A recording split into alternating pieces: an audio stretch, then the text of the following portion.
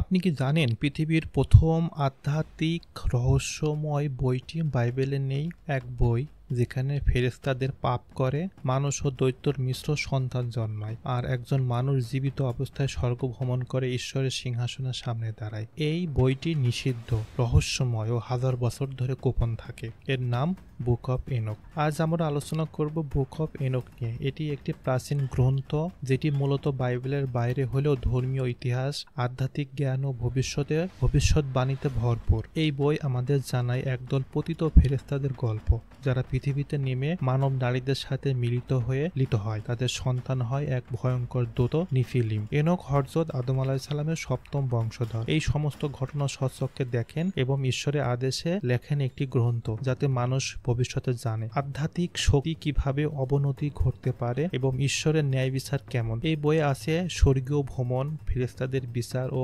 মহাজাগতিক সময়ের ব্যাখ্যা, এবং সে এক মহাজ্ঞান যা শুধু একজন নিঃস্বার্থ ঈশ্বর ভক্ত মানুষকে দেওয়া হয়। আপনি যদি জানতে চান কেন এই বই বাইবেল থেকে বাদ দেওয়া হয়েছিল, কি এমন গোপন তথ্য ছিল যা বিশ্বের অধিকাংশ মানুষ থেকে লুকিয়ে রাখা হয়েছিল, তাহলে এই ভিডিওটি আপনার জন্য। চলুন আমরা শুরু করি।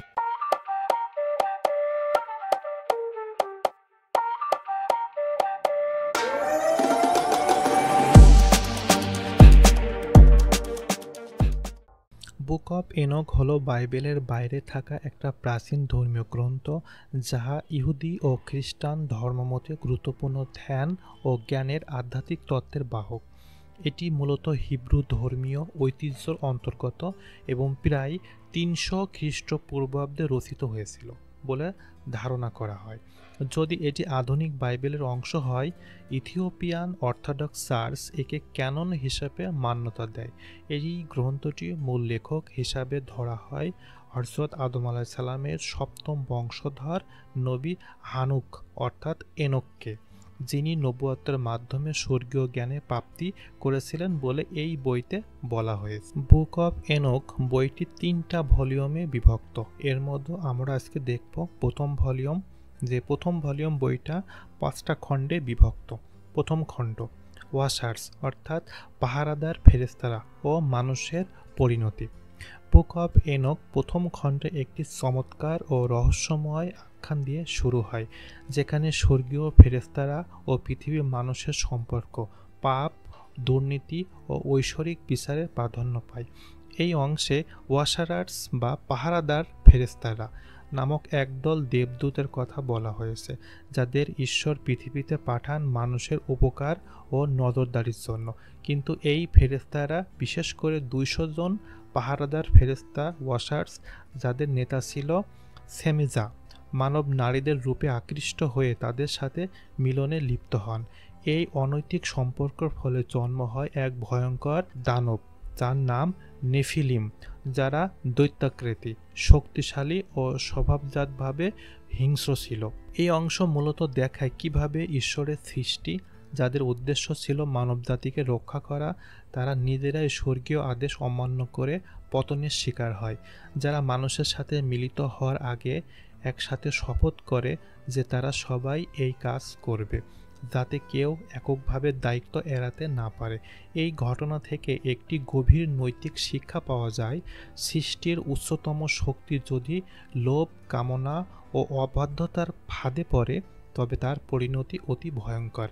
নেফিলিম, যা শুধু দৈহিকভাবে বিশালাকৃতি ও শক্তিশালী ছিল না, তারা মানুষের মধ্যে সহিংসতা, রক্তপাত ও ধ্বংসের বীজ বপন করেছিল। তারা পশু পাখির রক্ত পান করত, মানুষের উপর দুঃশাসন চালাত। এরা জ্ঞানও দিত, কিন্তু সেই জ্ঞান ছিল ঈশ্বরের অনুমতি ছাড়াই মানুষের হাতে আসা নিষিদ্ধ জ্ঞান। ফেরেশতারা মানুষকে অস্ত্র তৈরি, সৌন্দর্য চর্চা, জাদুবিদ্যা, ঔষধ ও আকাশের গতিবিধির গোপন তত্ত্ব শেখাতে শুরু করে। এই জ্ঞান মানুষের মাঝে অহংকার, কামনা, যুদ্ধ ও আত্মনিবাসের পথ তৈরি করে। এখানে বুক অফ এনক এর একটি অভূতভাবে আধুনিক উপমা দেখা যায়। আজকের সমাজে আমরা দেখি বিজ্ঞান, প্রযুক্তি ও শক্তি যখন অনৈতিকভাবে ব্যবহৃত হয়, তখন তা উপকারের বদলে ধ্বংস ডেকে আনে। এখানে ওয়াশার্স বা পাহারাদার ফেরেশতাদের পতন ও মানুষের মধ্যে নিষিদ্ধ জ্ঞান ছড়িয়ে দেওয়ার গল্প আধুনিক যুগের নৈতিক সংকটের প্রতীক। এরপর ঈশ্বর স্বর্গদূত ইউরিয়াল, নেফাল, মিকাইল অ্যান্ড গ্যাব্রিয়েল কে পৃথিবীতে পাঠান বিচার কার্য সম্পন্ন করার জন্য। ফেরেশতা রিফাইলকে নির্দেশ দেওয়া হয় সেমজারা যা তার সঙ্গীদের বাধা দিতে, ও গেব্রাইলকে বলা হয় নিফিলিমকে ধ্বংস করতে, অর্থাৎ দৈত্যকার ওই মানুষগুলোকে।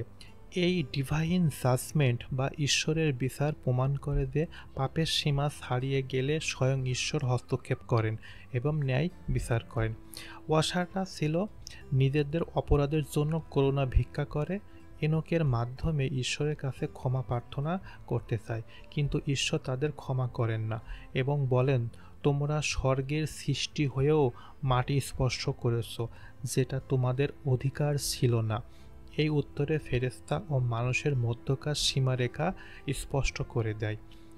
দ্বিতীয় খণ্ড, এনোকের স্বর্গগমন ও আধ্যাত্মিক জ্ঞান লাভ। এই খণ্ডটি বুক অফ এনোকের সবচেয়ে গভীর আধ্যাত্মিক ও রহস্যময় অংশগুলোর একটি। এখানে নবী এনোক এর এমন এক অভিজ্ঞতার বর্ণিত হয়েছে যা সাধারণ মানুষের জ্ঞানবোধের বাইরে। তিনি ঈশ্বরের আদেশে আকাশপথে এক মহাজাগতিক সফর করেন এবং সেই যাত্রার মধ্য দিয়ে স্বর্গ, ফেরেশতারা, ন্যায় বিচার, শেষ বিচার এবং চিরন্তন জীবন সম্পর্কে গভীর জ্ঞান লাভ করে। স্বর্গীয় যাত্রা সূচনা। বুক অফ এনোকের স্বর্গভ্রমণ শুরু হয় এক আধ্যাত্মিক আহ্বানে। ঈশ্বর তাকে ডাকেন না শুধুমাত্র একজন নবীর মতো, বরং একজন আকাশীয় পর্যটকের মতো, যিনি সব কিছু দেখে ও বোঝে এবং পৃথিবীর মানুষের কাছে তা ফিরিয়ে এনে জানায়। তিনি একে একে 7টি আকাশের ভেতর দিয়ে ভ্রমণ করে। প্রতিটি আকাশে রয়েছে বিভিন্ন ধরনের ফেরেশতা, আধ্যাত্মিক শক্তি ও ঈশ্বরের তৈরি রহস্যময় ব্যবস্থা। এই যাত্রার মধ্য দিয়ে তিনি শুধু দৃশ্য জগৎ নয়, বরং অদৃশ্য আধ্যাত্মিক স্তরগুলোকেও উপলব্ধি করেন। ফেরেশতা ও তাদের ভূমিকা সম্পর্কে জ্ঞান। এনোকের স্বর্গযাত্রার অন্যতম গুরুত্বপূর্ণ দিক ছিল ফেরেশতাদের সম্পর্ক, তার দেখা ও শোনা। তিনি ফেরেশতা শ্রেণীবিন্যাস বুঝতে পারেন, কারা কিসের জন্য দায়ী। যেমন কিছু ফেরেশতা আকাশে আলো নিয়ন্ত্রণ করে, কেউ পাহারার দায়িত্ব আছে, কেউ মানুষকে সঠিক পথে চালিত করার দায়িত্ব আছে। আবার কিছু ফেরেশতা সেই ওয়াসার দলের অন্তর্ভুক্ত, যারা ঈশ্বরের আদেশ অমান্য করে পৃথিবীতে নেমে এসে মানুষকে বিপথে চালিত করে। তিনি জানতে পারেন এই ফেরেশতারা কিভাবে স্বর্গের বিচারের সম্মুখীন হবে এবং ঈশ্বর কিভাবে প্রতিটি সৃষ্টির উপর ন্যায় বিচার করেন। আধ্যাত্মিক দর্শন ও ন্যায় বিচারের ভবিষ্যৎবাণী। এই অংশে এনোক একটা বিশেষ ভবিষ্যৎবাণীমূলক দর্শন লাভ করে, যাকে বলা হয় প্যারাবলস অফ এনোক বা স্টিমুলাস। এখানে তিনি ভবিষ্যতের একটি সময় দেখেন যেখানে পাপীরা শাস্তি পাবে এবং ন্যায়বানরা পুরস্কৃত হবে। তিনি এমন একটি সত্তার কথা বলেন যিনি চুজেন ওয়ান বা ইলেক্ট ওয়ান, যার উপর ঈশ্বর বিশেষ রহমত বর্ষণ করবেন এবং যিনি শেষ বিচারের সময় মানুষের গুণ ও দোষ বিচারের কাজে সহায়তা করবেন। অনেক গবেষক মনে করেন এই চুজেন ওয়ান এই চরিত্রটি পরবর্তী খ্রিস্টান বিশ্বাসে যীশু খ্রিস্টের রূপে প্রতিফলিত হয়েছে। স্বর্গীয় জ্ঞান ও বিশ্বজগতের নকশা। এনোক এমন সব আধ্যাত্মিক জ্ঞান লাভ করেন যা মানুষকে সীমিত বোধগম্যতার বাইরে। তিনি জানতে পারেন সৃষ্টির নকশা, পৃথিবী কিভাবে গঠিত, আকাশের স্তর কিভাবে চলে, সময়ের পরিক্রমা কিভাবে ঈশ্বর নির্ধারণ করেছেন এবং পাপ ও ন্যায়ের চক্র কিভাবে পরিচালিত হয়। এই জ্ঞান শুধুমাত্র আধ্যাত্মিক শিক্ষাই নয়, বরং নৈতিক শিক্ষা হিসেবে কাজ করে। এই খণ্ডে দেখা যায় জ্ঞান শুধু জানার জন্য নয়, জীবনকে সঠিক পথে পরিচালিত করার জন্য। ন্যায়, আত্মার পরিণতি ও কিয়ামতের দিন। ইনোক দেখেন বিশ্বাস কিভাবে আত্মাকে বিচার করে। ন্যায়বান আত্মা এক আলাদা স্থান পায় যেখানে শান্তি আছে, আর পাপী আত্মারা ভয়াবহ নির্যাতনের জন্য অপেক্ষা করে। এই বিচার সম্পূর্ণভাবে নিরপেক্ষ এবং ঈশ্বরের পূর্বজ্ঞানের ভিত্তিতে। এই খণ্ডে মানব ইতিহাসের বিভিন্ন স্তর ও যুগ পাপ কিভাবে বৃদ্ধি পাবে এবং কিভাবে প্রতিটি যুগের শেষে ঈশ্বর ন্যায় প্রতিষ্ঠা করবেন তা স্পষ্টভাবে দেখানো হয়েছে। ইনক এর রূপান্তর, মানুষ থেকে নবী, নবী থেকে মহাজ্ঞানী। এই খণ্ডের শেষে ইনক কেবল একজন নবী হিসাবে থাকেন না, বরং তিনি এক আধ্যাত্মিক দূতের মতো হয়ে ওঠেন, যিনি ঈশ্বরের গোপন রহস্য জানেন এবং যাকে ঈশ্বরের আদেশে মানবজাতির মধ্যে বার্তা পৌঁছে দেওয়ার দায়িত্ব দেওয়া হয়। তিনি পৃথিবীর মানুষের কাছে ফিরে যান সেই স্বর্গীয় জ্ঞান ও বিচারের সতর্কতা জানাতে, যাতে মানুষ নিজেদের আচরণ সংশোধন করতে পারে। ইনক স্বর্গভ্রমণ ও আধ্যাত্মিক জ্ঞান লাভ আমাদের শেখায় জীবন শুধু এই জগতে সীমাবদ্ধ নয়, বরং তার উপরে একটি বিশাল আধ্যাত্মিক বাস্তবতা আছে, যেটা বুঝতে হলে আধ্যাত্মিক সত্য, আত্মা শুদ্ধ, ন্যায়ের পথে চলা ও ঈশ্বরের নির্দেশ মেনে চলাই একমাত্র পথ। এই খণ্ডটি আমাদের আত্মার জগতের দরজা খুলে দেয় এবং মনে করিয়ে দেয় জ্ঞান শুধু পঠিত নয়, উপলব্ধর বিষয়। তৃতীয় খণ্ড, মানব মহাজাগতিক গাণিতিক হিসাব ও সময়ের নিয়ম। বুক অব ইনক তৃতীয় খণ্ড হল এক অভূতপূর্ব আধ্যাত্মিক ও জ্যোতির্বিজ্ঞান ভিত্তিক রচনা, যেখানে সময়, মহাকাশ চলন এবং ঈশ্বরের স্থির করা নক্ষত্র গ্রহের গাণিতিক নিয়মাবলীর বিশ্লেষণ করা হয়েছে। একে বলা হয় অ্যাস্ট্রোনমিক্যাল বুক বা বুক অব লুমানারিস, অর্থাৎ আলোক বাহকের বই।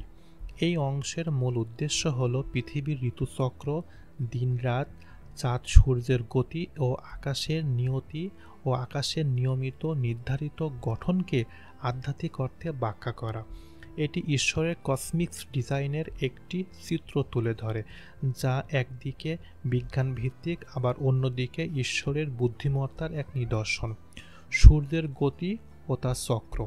এই খণ্ডে ইনক ব্যাখ্যা করেন কিভাবে সূর্য আকাশের বিভিন্ন দ্বারে গেট প্রবেশ করেন ও নির্দিষ্ট সময় নির্ধারণ পথ চলাচল করে।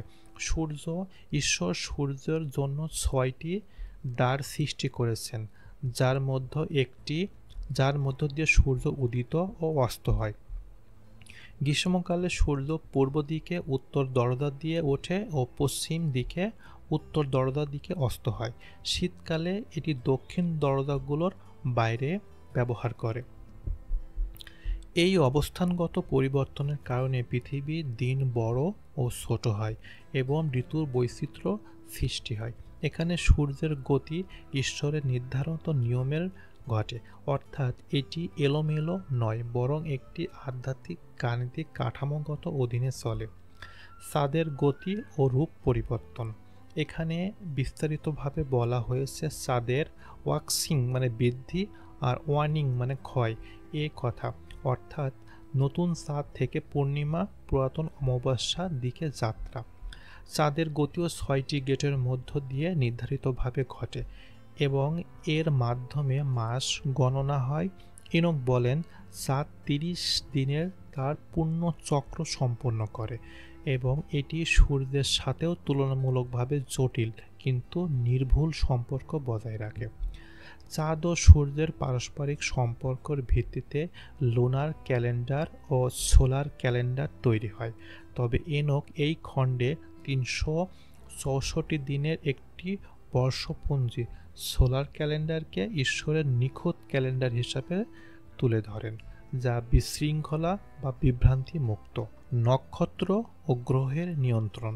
এই খণ্ডে আরও বলা হয়েছে যে আকাশের স্থির নক্ষত্রগুলো নির্ধারিত পথে চলে এবং সেগুলো চলার সময় সীমা ও অবস্থান পূর্ব নির্ধারিত।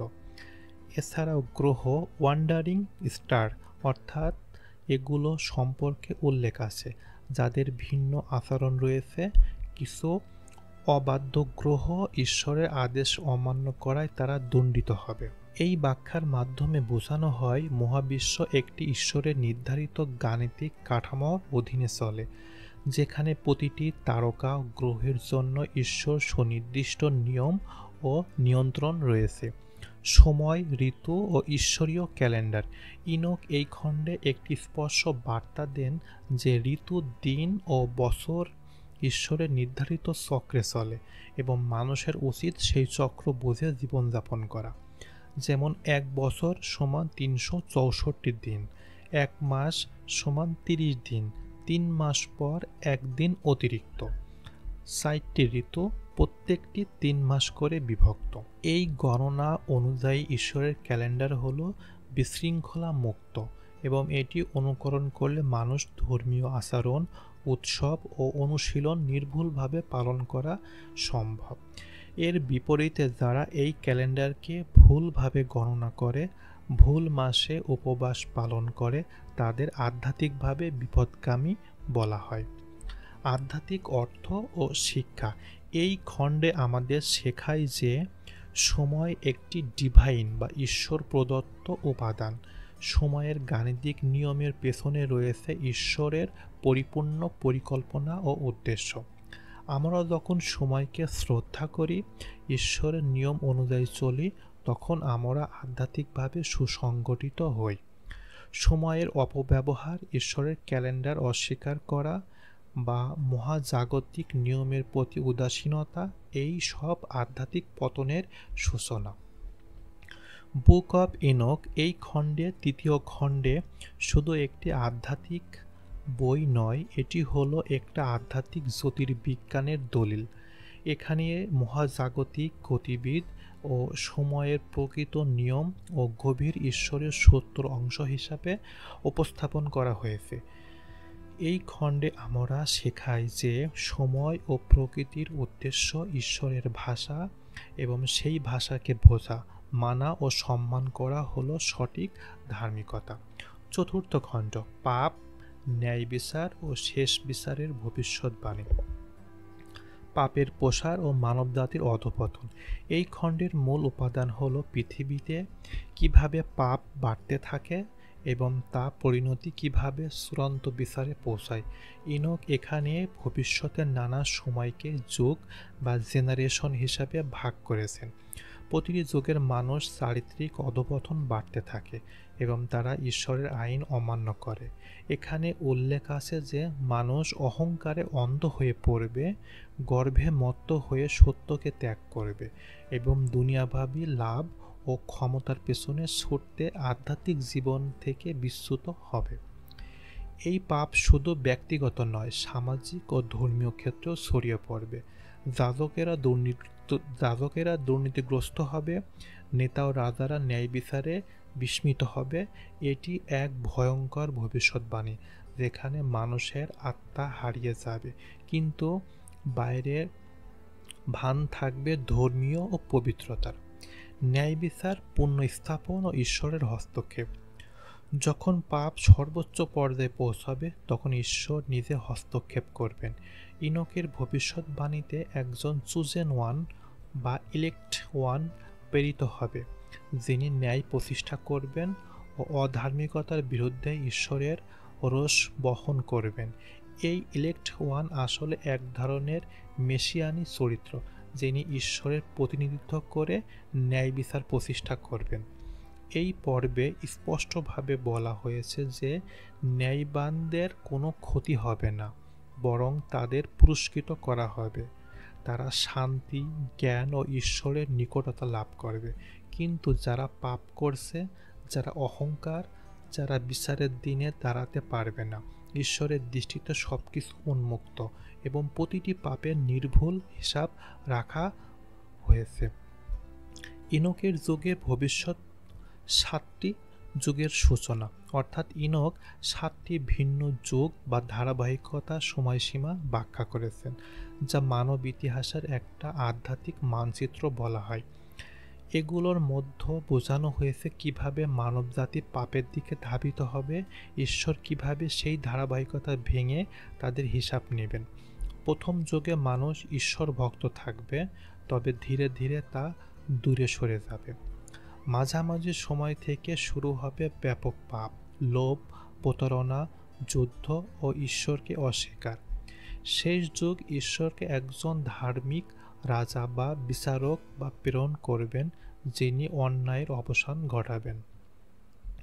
এই 7টি যুগের দর্শন আসলে একটা সাইক্লিক বা আধ্যাত্মিক ইতিহাস, যেখানে পতন, পুনঃস্থাপন ও ধারাবাহিকতা দেখানো হয়েছে।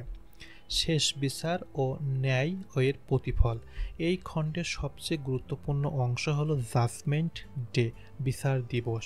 ইনোক বলেন, ঈশ্বর একটা চূড়ান্ত বিচার দিবস নির্ধারণ করেছে, যেদিন সব আত্মা উপস্থিত হবে এবং যাদের কর্ম অনুযায়ী বিচার করা হবে। সেই দিন আরোপিত হবে চূড়ান্ত ন্যায়। যারা ন্যায়ের পথে ছিল, যারা চিরস্থায়ী আনন্দ ও শান্তির রাজ্য প্রবেশ করবে। যারা ঈশ্বরের আদেশ অমান্য করেছে, তারা চিরন্তর শাস্তির মুখোমুখি হবে। কিছু আত্মা আংশিকভাবে শুদ্ধ থাকলে তাদের শুদ্ধর জন্য বিশেষ প্রক্রিয়ায় পাঠানো হবে, যাকে আমরা আধুনিক ভাষায় পুরিফিকেশন বলতে পারি। এই বিচারের কোনো পক্ষপাত থাকবে না। ঈশ্বর কেবল বাহ্যিক কর্ম নয়, আত্মার অভিপ্রায় দেখবেন। এখানে একটা গুরুত্বপূর্ণ বার্তা হলো, ঈশ্বর কেবল দয়াবান নয়, তিনি ন্যায়পরায়ণ। তিনি পাপকে উপেক্ষা করেন না। শান্তির যুগ, নতুন পৃথিবীর প্রতিশ্রুতি। বিচার দিবসের পর শুরু হবে এক নতুন যুগ, যেটিকে বলা হয় কিংডম অব দ্য রাইটেওয়াস। অর্থাৎ এই পৃথিবী হবে এক ধরনের স্বর্গীয় জগৎ, যেখানে দুঃখ, পাপ, মৃত্যু থাকবে না। মানুষ ঈশ্বরের নিকটতায় থাকবে আর সৃষ্টি জগৎ হবে শুদ্ধ ও নির্ভেজাল। এটি এক ধরনের আধ্যাত্মিক পুনর্জন্ম, যেখানে কেবল সেরকম মানুষই বাস করবে যাদের হৃদয় সৎ, বিনয় ও বিশ্বাস থাকে। নৈতিক শিক্ষা ও আধুনিক যুগের প্রাসঙ্গিকতা। এই খণ্ডে আমরা একটা চূড়ান্ত, অত্যন্ত নৈতিক বার্তা দেয়। পৃথিবী যা কিছু ঘটে তা সব কিছুরই হিসাব আছে। আমাদের প্রতিটি কর্ম, প্রতিটি চিন্তা, এমনকি আমাদের অন্তরের ইচ্ছাও বিচারের আওতায় পড়ে। আজকের দুনিয়ায় যেখানে অন্যায় ও দুর্নীতি বেড়ে চলেছে, এই খণ্ডে আমাদের মনে করিয়ে দেয় এটা স্থায়ী নয়, একদিন ন্যায় প্রতিষ্ঠিত হবে। বুক অব ইনোক এর 4র্থ খণ্ডে একটা গভীর আধ্যাত্মিক চিত্র আঁকে, যেখানে পাপ ও ন্যায় বিচারের যুদ্ধ চলে এবং ঈশ্বর চূড়ান্তভাবে ন্যায়ের বিজয় নিশ্চিত করেন। এটি আমাদের মনে করিয়ে দেয়, পাপের সাময়িক মায়াজাল যেন আমাদের ন্যায়ের পথ থেকে বিচ্যুত না করে। কারণ সবকিছু শেষ আছে এবং সেই শেষের দিকে প্রকৃত মুখোশ উন্মোচিত হবে। 5ম খণ্ড, ঈশ্বরের রাজত্ব ও চিরস্থায়ী শান্তি। বুক অব ইনোকের 5ম খণ্ড, যাকে বলা হয় এপিসোড অব ইনোক, হলো এই পুস্তকের অন্তিম এবং সবচেয়ে গভীর দর্শনসম্পন্ন অংশ। এটি মূলত ভবিষ্যতের বিচার দিবস, ন্যায়বানদের পরিণতি, পাপীদের ধ্বংস, ঈশ্বরের চিরস্থায়ী রাজত্ব প্রতিশ্রুতি এক মহাকাব্যিক বর্ণনা। ভবিষ্যৎ ন্যায়ের যুগের আগমন বার্তা। এই খণ্ডের সূচনাতে ইনোক ব্যাখ্যা করেন যে অদূর ভবিষ্যতে এক যুগ আসবে যেখানে আর অন্যায় থাকবে না, পাপীদের দম্ভ ধ্বংস হবে আর ন্যায়বানদের জন্য উদর হবে অনন্তকালীন শান্তির জগৎ। এটি মানব জীবনের জন্য একটা ডিভাইন অ্যাসুরেন্স, যেখানে বলা হয়েছে, আজ পাপীরা শক্তিশালী হলেও কাল তাদের অস্তিত্ব থাকবে না। ঈশ্বর নিজেই হস্তক্ষেপ করবেন এবং স্থাপন করবেন ইটারনাল কিংডম অব জাস্টিস।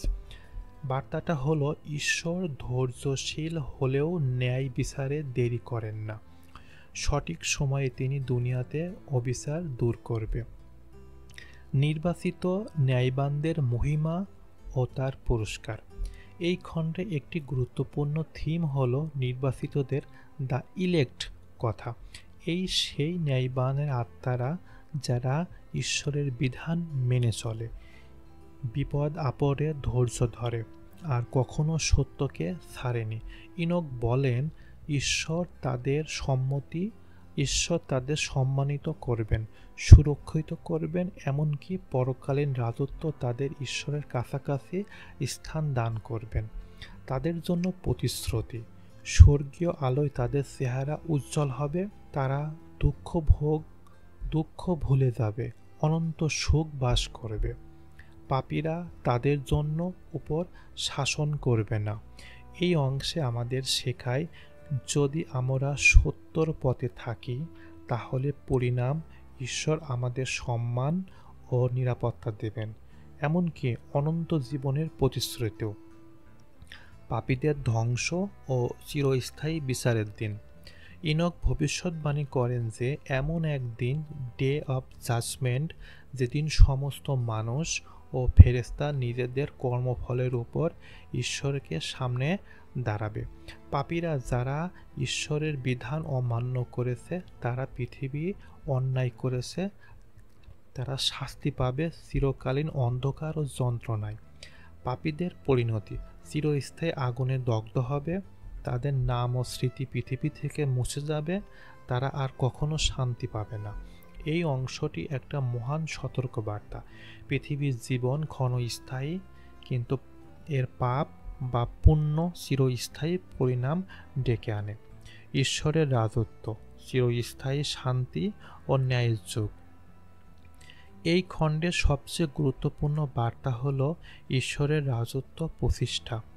এটি এমন এক সময় ও স্থান যেখানে থাকবে না কোনো যুদ্ধ, হিংসা, ব্যাধি বা মৃত্যু। ঈশ্বর নিজে হবেন রাজা ও শাসন করবেন ন্যায়ের মাধ্যমে। এই রাজত্ব হবে পাপমুক্ত, সত্যভিত্তিক ও প্রেমে পূর্ণ। এই রাজত্বের বৈশিষ্ট্য: সকল প্রাণী ও মানুষ একসাথে শান্তিতে বাস করবে। প্রকৃতি নিজে গুণে পূর্ণতা পাবে।